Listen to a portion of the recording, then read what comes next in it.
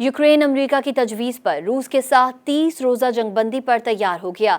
जद्दा में अहम मुज़ाकरात के दौरान यूक्रेन ने रूस से फौरी मुज़ाकरात पर भी आमादगी जाहिर कर दी।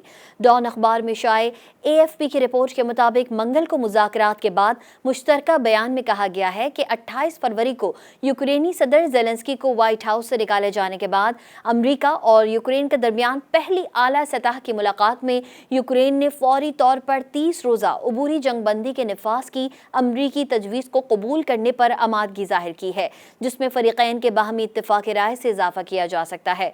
जंगबंदी रूस की रजामंदी और बैक वक्त अमल दरामद से मशरूत है।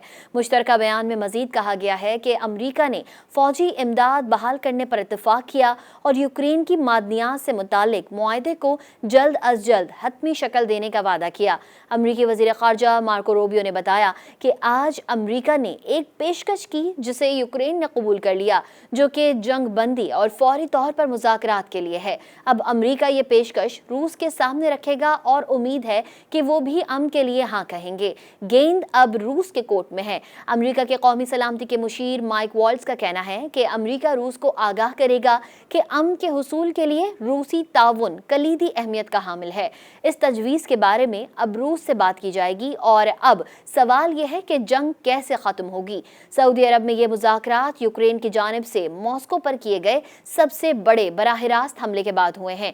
यूक्रेन ने कहा कि तारीख के सबसे बड़े ड्रोन हमले का मकसद रूसी सदर पुतिन को फ़ज़ाई और बहरी जंगबंदी पर राज़ी करने पर मजबूर करना था।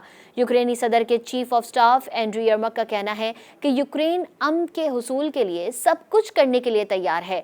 दूसरी जानिब क्रेमलिन के तर्जुमान दिमित्री पेस्कोव ने यूक्रेनी ड्रोन हमले के अमन मुज़ाकरात को मुतासिर करने से मुतालिक सवाल पर कहा, अब तक कोई मुज़ाकरात नहीं हुए हैं, इसलिए ऐसा कुछ है ही नहीं जिसमें खलल डाला जा सके। मज़ीद न्यूज़ अपडेट्स और डिजिटल स्टोरीज के लिए सब्सक्राइब करें डॉन न्यूज़ पाकिस्तान।